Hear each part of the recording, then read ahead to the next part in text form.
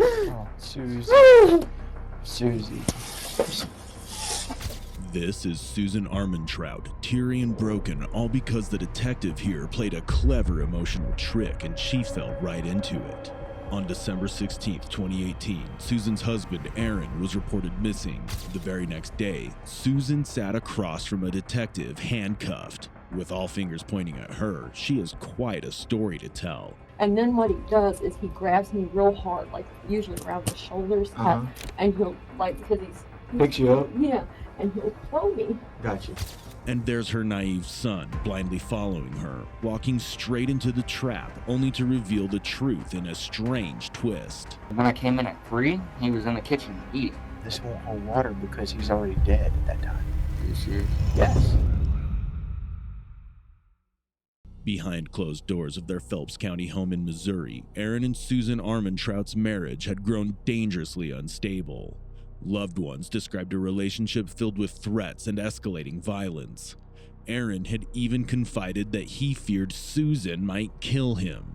On the morning of December 14th, 2018, he contacted police to report her threats, but ultimately chose not to file a formal complaint.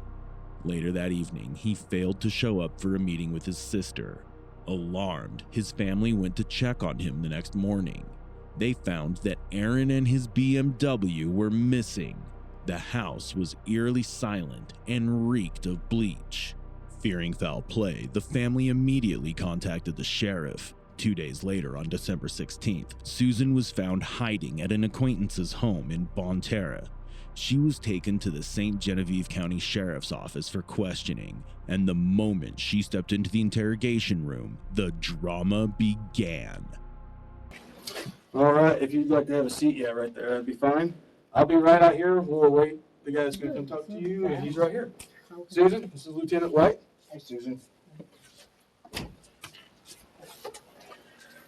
I'm Lance White. I'm a lieutenant here at the Sheriff's Office.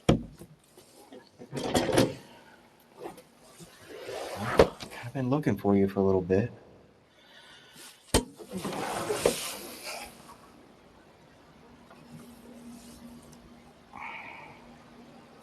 Before we begin, I got a few preliminary information I'd like to clarify, make sure it's right. Is your name Susan? Is that right? Yes. And I know you've got a few different names. Armantrout? I never changed it So, when we got married. It's okay, still well, Skaggs. Skaggs, okay. So you prefer Skaggs. All right. And were you previously married? Did you have another marital name at one time? What was it? Skaggs. That Skaggs was is- my last name. All right, so what's your maternal name? Loman. Loman. L-A-H. And All right, I think I met your mom yesterday or the day before. This was Susan's first encounter with Lieutenant Vance White since her arrest in Bonne Terre, and from the start, she maintained a composed expression as if nothing had happened. However, Lieutenant White cleverly brought up her mother, subtly hinting that he knew more than she realized. Whatever her mother had said, Susan was about to find out how much trouble it could cause. Let me ask you this really tough question.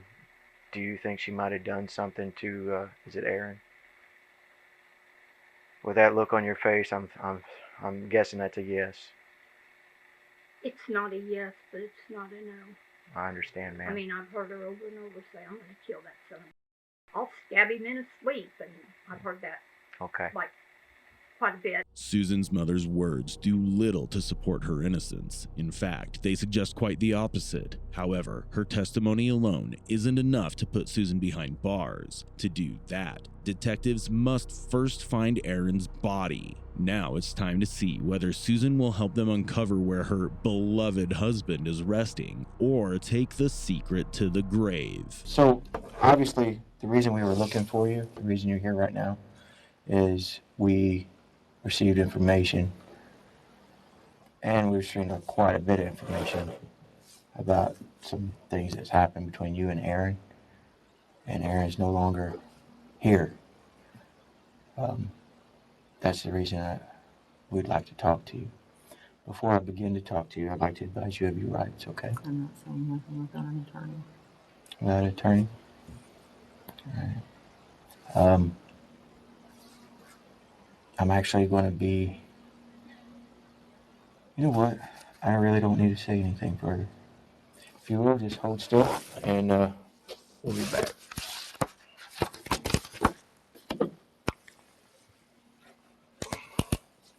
One thing I will say before I leave, though, if you change your mind and you want to talk to us, feel free to reach out and talk to us and tell us, because that's the only way your story is going to get out. All right? And you have the right to call and ask for me to talk to me. Otherwise, you're going to be labeled whatever people are labeled without your side coming out. All right? And meantime, we'll talk to Angel and other people and try to get to the bottom of it and bring them into all this as well. All right? Can I go pee? What's that? Please. You have to use the restroom. All right, well, I'll get you back in the jail, and they'll make sure you're able to do that. Just one quick question. Do you know a girl by the name of Josephine? Okay. The first words out of Susan's mouth were exactly what was expected. She invoked her right to an attorney. Lieutenant White totally respected her decision, but also played it smart. He didn't reveal anything to Susan. Instead, he used her fear of being seen as a monster. Besides, he casually mentioned a few key names, letting Susan stew and piece together the aftermath. Sooner or later, fear will drive her right into his trap, and the secrets she's buried will start pouring out. I don't have my stuff, so I was getting ready to go out and go to the PA's office. I understand you need to talk to me. That deputy that just brought you here is the one that told me. Is that right? Yeah. I don't know who I told. I just buzzed the button. Okay. Oh, Susie. I'm so sorry. It was an accident. He was coming at me. And I got my gun, right? And I had it like I had him like I said, don't grab the gun. And this last thing I got this. Oh, Susie. Susie. It was just supposed to scare him. It was supposed to scare him because I was just that money. Didn't know me. I just wanted him to leave for the night. That's all I wanted.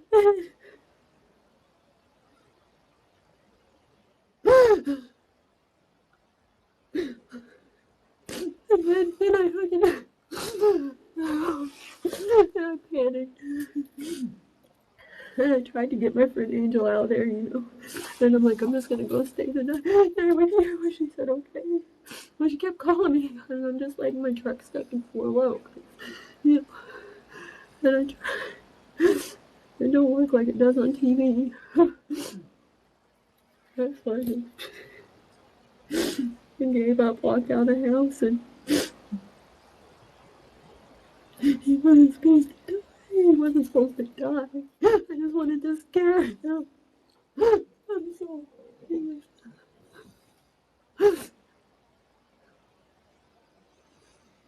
There's so many...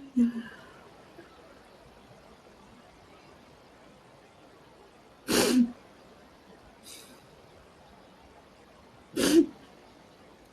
just wanted to leave you. Susie, I'm so sorry. Why couldn't you just leave me the fuck alone?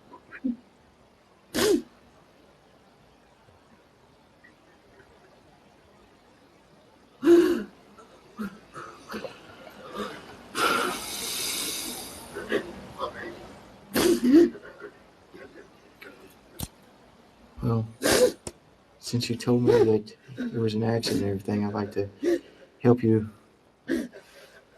get along there, right? You did just tell me it was an accident, right? Yeah, I just wanted to scare him. I wanted to scare him. Susan. I wanted him to leave. That's all I wanted. I just wanted him to leave for the night. He didn't hit me. I understand, and I have to ask you some questions about it. You understand? You know, and I have to advise you your rights before I can ask you questions. Yeah. So, like I tried to do last night, I'm going to let you know that you have the right to remain silent, and then you say it will be used against you in the court of law. You have a right to an attorney and have one present with you while being questioned. If you cannot afford to hire a lawyer, want to be appointed by the courts to represent you. Do you understand those? Just a day after rejecting Lieutenant White's offer, Susan asked to see him again. This time, she spoke willingly, without a lawyer. But when it came to drama, Susan didn't hold back. Between sobs, she tried to frame the murder as a tragic accident, putting on quite a performance. Still, no matter how she spun the story, there was one thing she couldn't avoid: giving up Aaron's location. And that's exactly what Lieutenant White is after next. The truth Susan can't keep hidden any longer. And Susan, do you want to tell me where he's at? Yeah. Where is he? Needs to go home and get buried. I agree. He's in storage, 164. 164. 8U in Potosi. 8. And U storage, Potosi, Missouri. 8 and U. Storage. U storage. No, 8 and U. Just U. Not Y-O-U. U. U. 8 and U. Yeah. Storage in Potosi. How did he get there? Go straight down 8 highway. All right. It's literally, that's why it's 8 and U. I know, but you had 2 vehicles. Who took him? Huh? Who took him there? You had 2 I vehicles. drove the car. You drove the car. Who picked you up? I had a friend take me to get the car. Was that Angel? Yeah. But I like the Angel, though. Please don't hold it. No. No. I just Tell me told the her- truth about Angel so I can help her What out. I told her is that I was hiding the car from him. I'm like, I just want to piss him off, so I'm going to hide the car from him. Okay. And so she just thought it was a joke. All right. Susan gave up Aaron's location without much resistance, but then came the part she couldn't avoid: naming the person who helped her hide his body. That name was Angela. Interestingly, Susan seemed far more focused on defending Angela than herself, making a noticeable effort to paint her as innocent. But why protect Angela? What Susan doesn't realize here is that detectives had already spoken to Angela, and Angela had shared far more than Susan could have imagined. So did she tell you everything that she did and you didn't want to tell us? She did come by here, like I said, Saturday before she left. I mean, hey, Angel, tell us everything. She told me that she killed Aaron, but Okay. I didn't believe her because she talks out of her head sometimes. That's just the way Well, she she does. did. So now we need your help. Angel, you need to tell us everything she told you and help us find Aaron. That's all she told me, that she killed Aaron. Did you discuss anything about burning the body? No. Are you sure about Yes. that? She came by here and told me that she did. Did she burn the body? No, that she killed Aaron. But like I said, I didn't believe her. The way she was acting, I didn't. Like I said, sometimes she talks out of her head. We both say stuff that we don't. Well, you guys are both former domestic victims. Her a current domestic victim. I understand why you might No. have sympathy toward that. I mean, I do, but I would never do anything, like that. That's. Okay. I have kids and grandbabies. All right. I've completely changed my life around in the last year. All right. You see how you have information. Is there a particular reason you didn't tell us about that? Because I earlier? didn't think it. I didn't think she would act. That she actually did it. Like I said, she's talked out of her head before, but I never thought that she'd actually do it. I mean, people say things they don't mean all the time. Susie, is the gun still with him, or It's in the coffee. in the car? Is that gun the same as your gun? Is it a revolver or 380? Okay. The gun you took from Angel, did she give you that gun? No. Okay. I don't even have that gun on me. Like, I didn't even have it on me when it got me. Okay. The only reason I took her gun, I'm not gonna lie, I was just gonna, I understand. And she was she told me that. She was scared that's what you were going to do. All right. You're doing the right thing. You got to feel a lot better. Here, still need another one. Susie, tell me what happened. Okay. Well, here a couple weeks ago, we got into an argument, and of course he messed my neck up, decided he was gonna, what is what he told me. Well, argument gets over, and he goes out into the garage, and I follow him out there, and I'm like, what is going on with you? Because I mean, like, he's just been different. He was seeing that another girl, his ex, Angie, anyways. But, Oh, he was seeing another girl named Angie? that's what I was told, yeah. Okay. Back what he told my mom. Oh. Yeah. My mom just told me yesterday. And that was his ex, right? Yeah. Angie? Yeah. Okay. But, anyways, he said he wanted a divorce. Well, the thing about it is, and you can ask a couple of my friends, I'd already been talking about that anyway, But the way he did it, it was so mean. It was so mean, you know what I mean? Because he goes, I want a divorce. And I go, why did you marry me then? He goes, I didn't even want to marry you. I only did it because you wanted to. Why would you say that to somebody? And I was just like, scratching my head. We had a few more words back and forth, like nothing really. I looked at him. I said, that's fine. I said, file for a divorce. I said, I'll take half. I don't, which you want half because you've been to his place. Yeah. I'm like not trying to be mean. It was just more. Aaron is a very materialistic person. Mm-hmm. Like, it's however much money and items he has is how he bases himself. You know what I mean? So I would always tell him, well, it's going to take Cat, more or less to break his heart because it hurts him if he doesn't have his money or his material things. And he's like, this is why it was all a big shock, like the way it went. He goes, well, I've already been talking to attorneys and you can't get half. I don't care about half that you've been talking to attorneys on that. Mm-hmm. That's kind of pretty rude, I think. And then, it's just been, different for the last 2 weeks. Like, whenever he said that to me about the whole marriage thing, something in me just didn't care anymore. Like, I didn't care. I've just basically been sitting around waiting for somebody to knock on the door and give me divorce papers. You know what I mean? Mm-hmm. Like, I just didn't even care. I just wanted it done. Susan didn't flinch when asked to explain what happened. She went straight to her strongest play. She portrayed herself as the heartbroken wife on the verge of divorce, betrayed by a husband pursuing a younger woman. But she didn't stop there. Susan tried painting Aaron as a shallow and materialistic person, but people close to her had already told detectives that she was demanding half of his property in the divorce. And what she says next really doesn't quite fit the victim role she's so desperately trying to sell. I've been staying at Angel's. I hadn't even been staying nights at my house. I go there, I go there during the day and it's gone, and I try to be out. The only reason I didn't stay Friday was because I was mad at him, and I got home Friday morning, and I bought like half of his clothes. I didn't really burn anything he wears, but like all the stuff he wears is hanging in the closet. It was still there.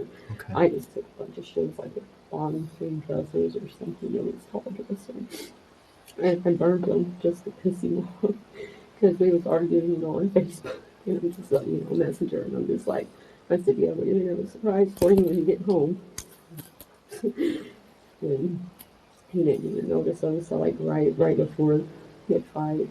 And that's when he come at me. Now, Susan is gearing up for her best shot, the moment she's been saving to cement her so-called victim image. What she's about to say isn't just dramatic, but calculated, and if it lands the way she hopes, it could very well flip the story in her favor. How did he come at you? Huh? What do you mean when he came at you? You said he came at you. I was walking around the bed, okay, like where the bedroom is. Okay, I was getting like all my stuff ready, which is one of the reasons I had the gun in my hand, because like I literally like would shove everything in a bag. I always carry a bag with me. Well, when I get home, I'd set it by my bed, you know, I'd empty it out, put what I had to in my dresser, put everything else on top of my dresser, whatever. Well, I'm walking around, I got out, I think it was my candy, because I always carried Starburst minis, Starburst minis with me. I'm thinking I had some of them on me. I might have, oh, I don't know, I ate so many of them, I can't honestly tell you if I had. But I know I took a few things out of the bag. And I had the gun, and he starts going off, and I just start walking around the bed. Because I was going to leave the, you know, because I'm a woman, I thought it was funny. You know, I mean, it's the first time I'd ever done that to a dude. I've seen it done, and I've heard of women doing it, but I've never actually, like, burnt their clothes, you know what I mean? Right. Like, I've never done it. So I thought it was stuff that he didn't even wear. Like, it was just, that have literally been piled, that dresser, I've known him 4 years. That stuff hasn't been unfolded and moved for 4 years, you know what I mean? Yeah. Like, but whatever. But apparently it pissed him off, and as I'm walking around, he grabs me and he starts, you know, he just starts going off. Did he close fist you? Hit you? No. He never does this. Okay. What he does, he takes his hand and hits me, or he'll grab. Demonstrate. He'll Go ahead. I won't, but like that, and he'll hit me like that. And then what he does is he grabs me real hard, like usually around the shoulders, and he'll, like, because he's picks you up. Yeah, and he'll throw me. Got you. Yeah, see, which he like broke my. Yeah, it just hurts right now from sitting on all that concrete. But like, I think like when he broke it, it's like I can't hardly sit down. He did that about 2 years ago. Oh, okay. Or at least broke my By picking you up and throwing you. That was which if I didn't know because at that time we had security set up, but I didn't know that the cameras only lasted a week. I would have recorded that because it was on video. But he picked me up and like it was in the dining room by the sliding door, and he threw me and I landed in the living room because at the time the coffee table was sitting on the other couch. Okay. But he threw me from there to the coffee table. But that's normally his main thing. It's just like, and then just like picking me up into, because I mean I'm not a very big girl, you know. So far, there's no evidence supporting Susan's claims that Aaron was violent toward her. In fact, the opposite appears to be true. Aaron's prior call to the police and statements from Susan's own mother suggest a very different story, and it seems even Susan knows her version isn't holding up. Next, the detective is about to make her reveal two crucial details: who her accomplice was and how she murdered Aaron.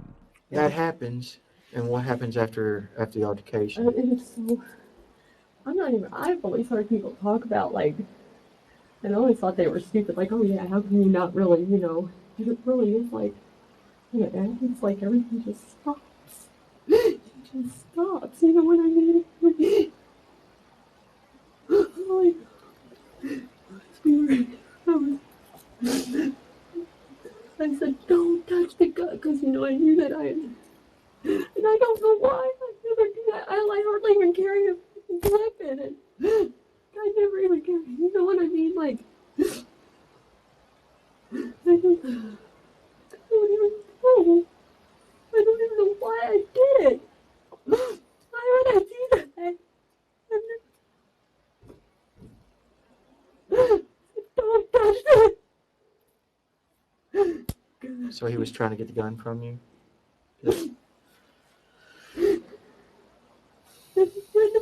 I wasn't gonna shoot him. He didn't have to go for the gun. He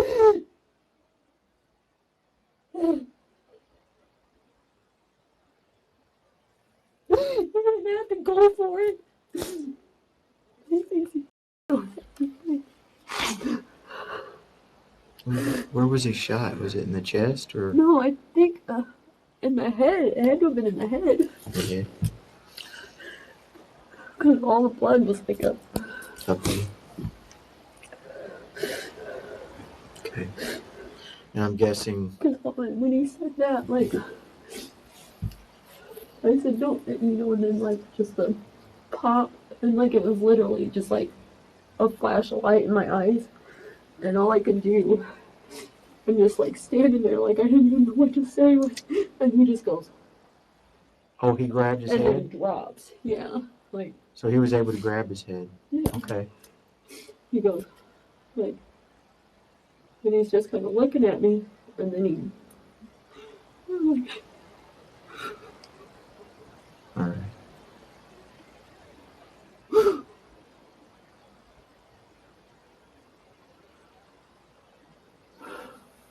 All right, let's move past this so it isn't hurting you as bad.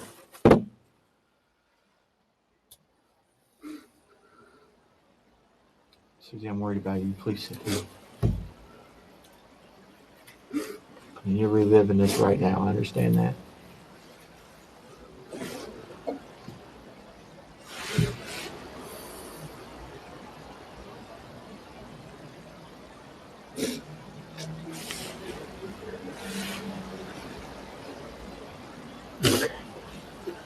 Breathe. Lieutenant White's sarcastic remark about Aaron holding his head after the shot makes one thing clear. No matter how dramatic Susan's story gets, the detectives aren't buying it. Now they're ready to confront her, to face her with more physical evidence. The goal is simple: determine whether it was premeditated murder or an accident. Don't forget to breathe.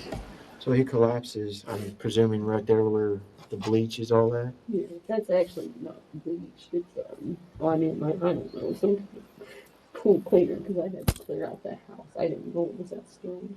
Pool cleaner. Yeah, well, the bottle was still sitting in the bathroom. Well, you said he was shot in the head. Did you have to clean the walls and stuff too, or just right there? That's the only place that. Like, I mean, I wiped the bed off, you know. Like, I'm sitting there. Okay. I'm trying to. It sounds so stupid, God. I sound so funny. I'm just trying to remember the shit that I seen on TV. You know what I mean? Mm-hmm. And that's what I was thinking. I was thinking, what's that? Or, you know, I watched a lot of Dexter, stupid thing. Right. But I didn't see any. Maybe it's. I mean, of course, that stuff. I'm allergic to bleach, and like my eyes were swelling up. Like that's all bleach burns from that pool cleaner. Oh, so you are allergic to all that? Yeah. So you had to get out of there after. Yeah, I had to get my dogs out. I had to get out. So the whole dog poop thing story about the. No, I did clean up dog poop. My dog Hank. Okay, it's my. Oh, so you told everybody you were cleaning up dog. Dog poop. Yeah, which I mean I was, but I was also doing that too. But I won't go to bleach extremes just for dog poop unless. That's kind of wise. Yeah, because you know, especially being allergic to it. I usually what I do for dog poo is just mix together a little bit of laundry detergent. So was it hard to get all the blood out of the carpet? There's still blood in the carpet. Okay, where at? It shouldn't be down under. Underneath the carpet, right? Yeah. I get that, but you got enough where you couldn't see on top. Cleaned it up, or Yeah, that stuff once I poured it on there, it just disappeared. did it? Okay. But see, I'll tell you when I just gave up and walked out of the house, like.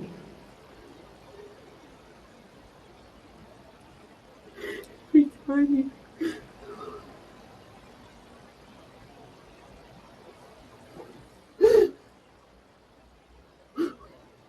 Step on it. Well, the carpet, it would squish. Oh, it would come back up. The blood would.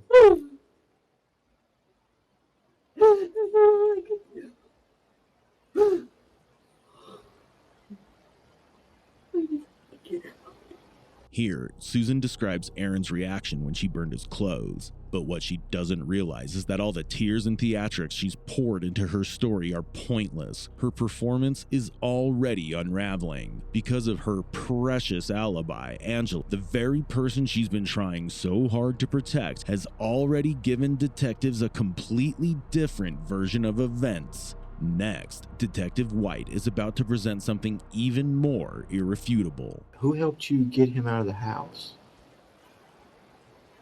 I backed the car all the way up to the garage door, the opening door.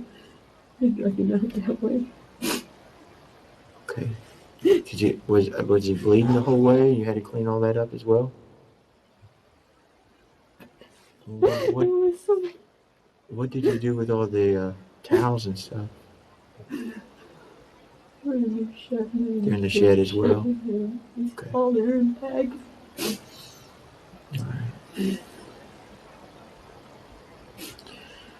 How did nobody hear the shot? Did you explain that? The only ones home was my mom and Haley, and they both sit in their rooms with their TV so loud So that they your can't. son wasn't home? No, Okay. no, he didn't get home till later on that night.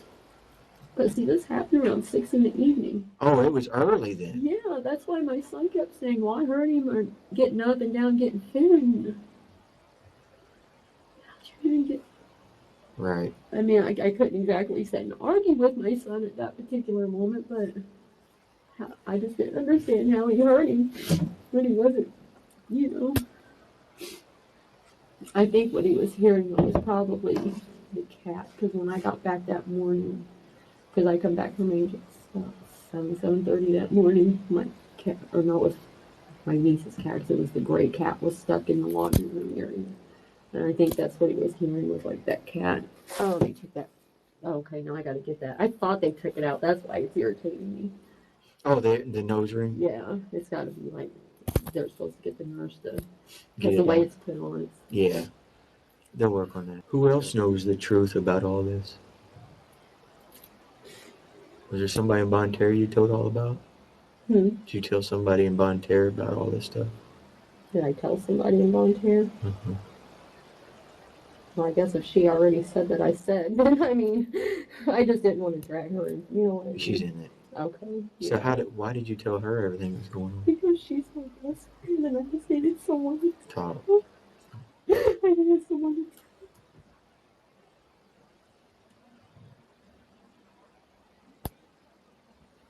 I just needed to get it out.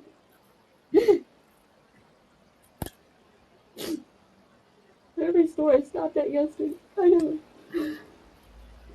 Like, I didn't even the cashier this thing. I just wanted to be like, oh, you know. Oh, Like,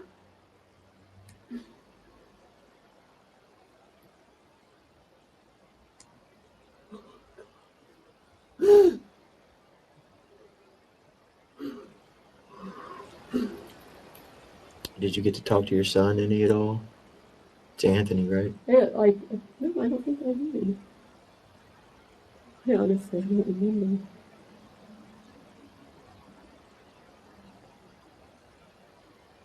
No. Because my son doesn't have a cell phone, so my mom called. It was from the mom's number, you know, and I answered it, and I heard Anthony. So that's who I thought I was going to be talking to, because I heard Anthony, and it sounded like he was on the phone, and I'm like, Bub, because I'm like, Bub, and then my mom gets on the phone and starts talking. So you didn't get a chance to No. tell this to him where he could hear it from you instead of from the media and all that stuff? Okay. When Angel came and got you guys, I mean, she followed you in your truck or her vehicle to pick you up? Mm-hmm. You took the car to 8 and U storage. Did she follow you in her car? Okay, when she left, she was at my house, and I get, you know, like, okay, I gotta go. Anyways, we left and went to her house. Okay. Okay, and then I'm sitting there and I'm just like, I should go hide in the car. Uh-huh. And she's like, you know, but she drove my truck. Okay. Yeah. So how did she get to you? She was with.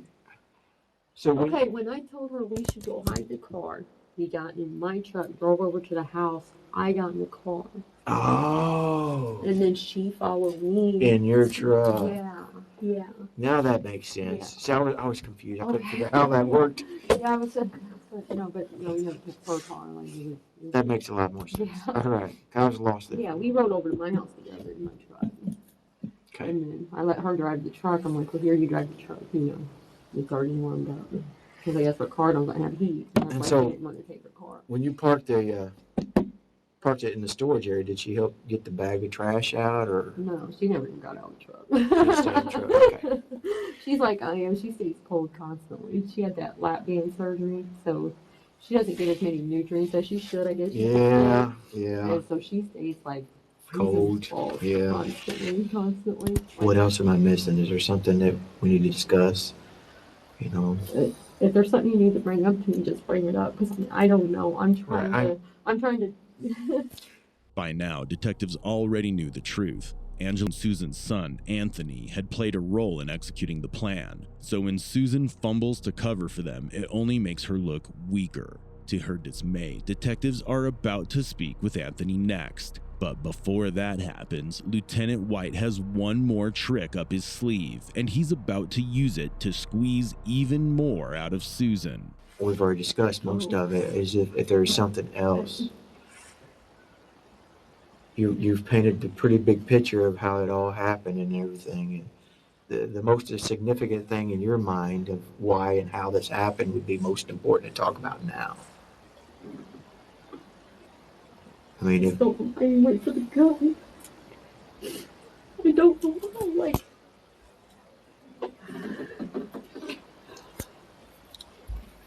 well, one thing is, I don't know if you're aware, and I'm going to make you aware now if you're not. It was the day prior. He had contacted a deputy and said that he thought you were going to kill him. I shit you not. you know what? He sent me a message on Facebook, because I thought he was taking the guns out of the house, because he thought I was going to sell them or something, because I've threatened to do that before too. Okay, well, because he wouldn't leave me no money, and I'll be like, well, I'll just start selling shit and get money, whatever. And I thought he was taking them out to selling them. And he goes, no, he goes, I'm hiding them. He goes, because something about everybody knows you're trying to kill me or something. And I was just like, I said, are you kidding?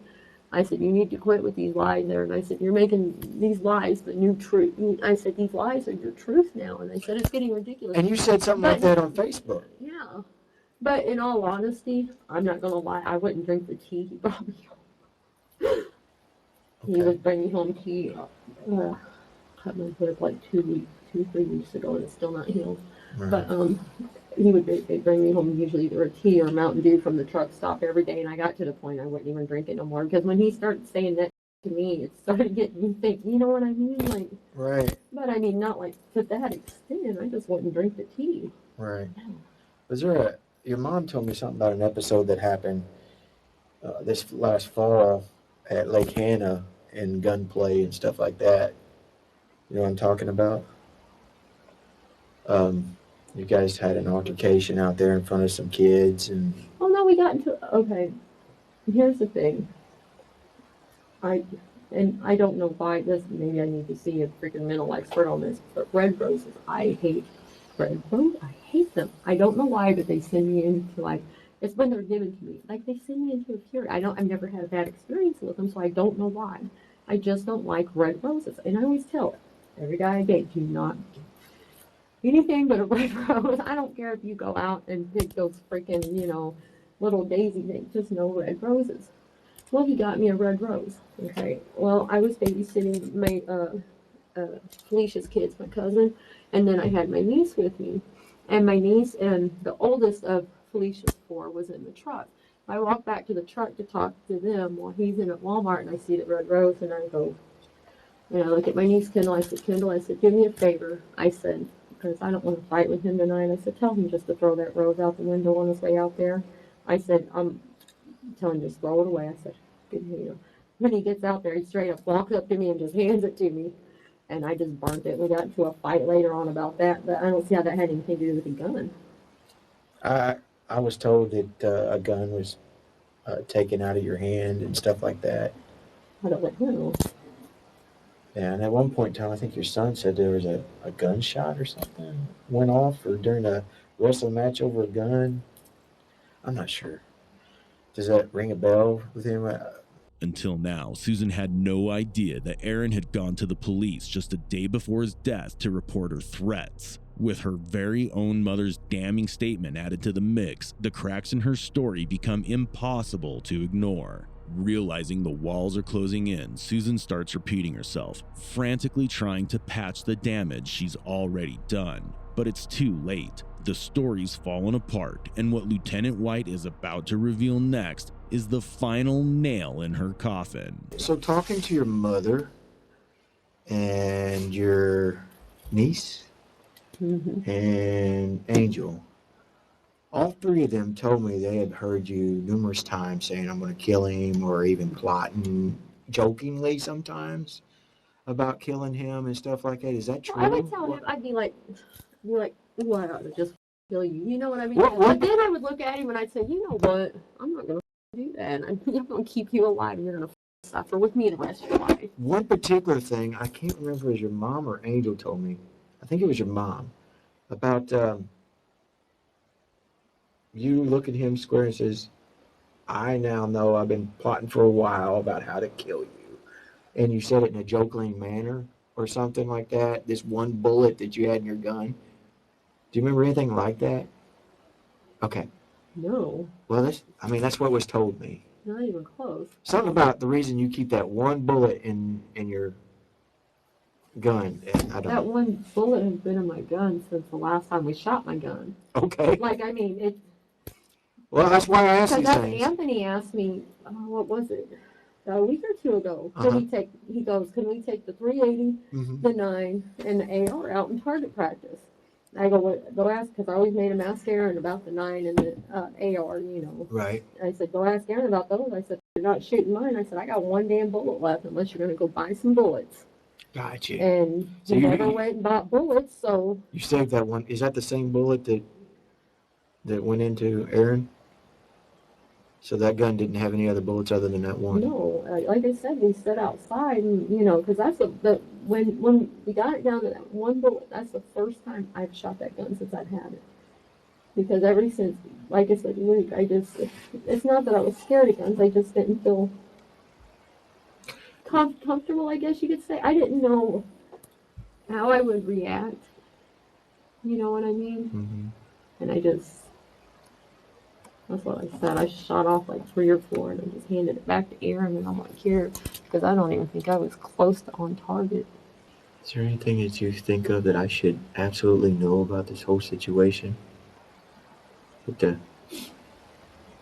Detectives had already planned to speak with him, and surprisingly, Anthony is about to walk into the interrogation room on his own, hoping to clear his name and his mother's. What he didn't know was that it was already too late. His mother had already confessed to the crime. So you're going to tell me that you weren't there the whole time? I wasn't there all day. I was literally going with my friends all day. My friend Bill, my friend Zach, my friend Alex, and I think it was maybe 2 or 3 when Becca got off, Bill's girlfriend. I'm going to stop you now. I'm telling you, buddy, don't go down this path. You got 2 other people who put you on the couch when they arrived home on Friday. That's what I'm saying. I literally have. You told me yourself that day that you watched and seen Aaron throughout the night eating. Yeah, when I came in at 3, he was in the kitchen eating. And I went, laid down, I turned on the TV, played there for a few minutes, and passed out. This won't hold water because he's already dead at that time. Are you serious? Yes. So your whole story goes out the window. He's dead. He's dead at 6 o'clock. It doesn't even make no sense, though. He died in that bedroom about 6 o'clock. So your whole story is gone. That don't work. You couldn't I have wasn't at the house. You couldn't have seen him in and out, walking into the living room like you told us. No, I didn't see him in the living room. It wasn't dog. When I walked in. All right. When I walked in, Do you understand the gravity here? Yeah. Okay. Well, this is what I'm telling you. When I walked in, I seen him in there. I was hoping you wouldn't go down this path. Go down what path? More deceit. I'm not deceiving you. I put it on my life, sir. On my soul. When I got in there at 3 in the morning, which is when I got told I left the house, he was in that kitchen making food. I put that on my life. He was dead. He was dead right after work. He was? Uh-huh.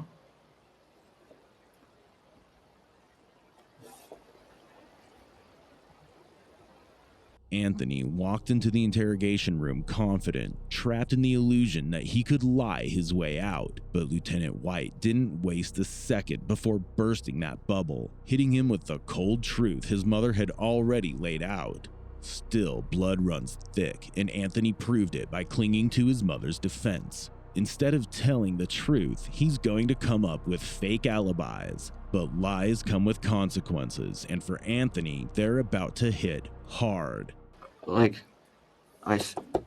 Sir, I put on You understand why you see all the lies now that it just doesn't fit? We know it don't fit. We know. This is what I'm telling you. This is science, not just your mom's confession. This is science. He's dead at 6 o'clock. Yeah, see, You're laying on the couch. Your niece. I wasn't at the house that day. Your cousin and your grandma comes in. You're laying on the couch. You tell them about the dog and the smell of the bleach. Morning. That was that morning when they woke up. I was like, hey, my mom told me when she got in here that she had to clean up some dog shit in the room, and that she took the dog to Angels. Just stop.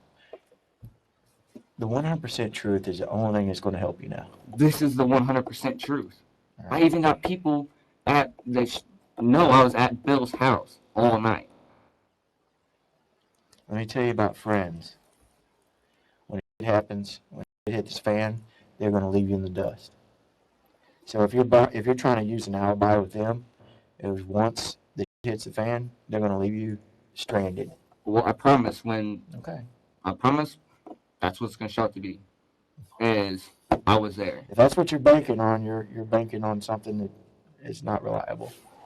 You realize all I've got to do is get one of these people to say something different. Not that it matters, you know. I mean, it's the truth, so... You got your days mixed up?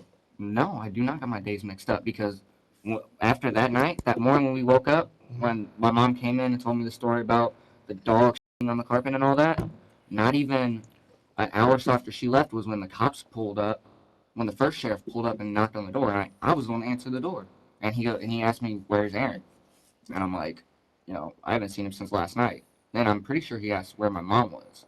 And I told him that she just left. And then he came in, got my name. My cousin came out. He got her name. Then my grandma finally, I guess, she heard what was going on, so she came outside. You realize that none of that works because he was already dead at 6 o'clock the day before. Dude. I gave you an out. I told you what would save your...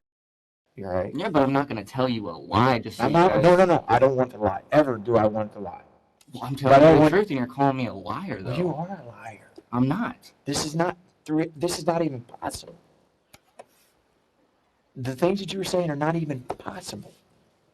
What, for me to be in my friend's house all day? No, it's not even possible.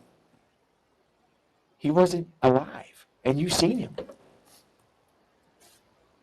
He was a ghost? Did you see a ghost? So you're telling me you seen a ghost? I didn't even know he was dead. Your own mom was in that chair right there saying, I don't know how the hell he's telling everybody he's seen him. He became a laughingstock. Lieutenant White laughed at his theory. If he really saw Aaron that night, then he must have seen a ghost.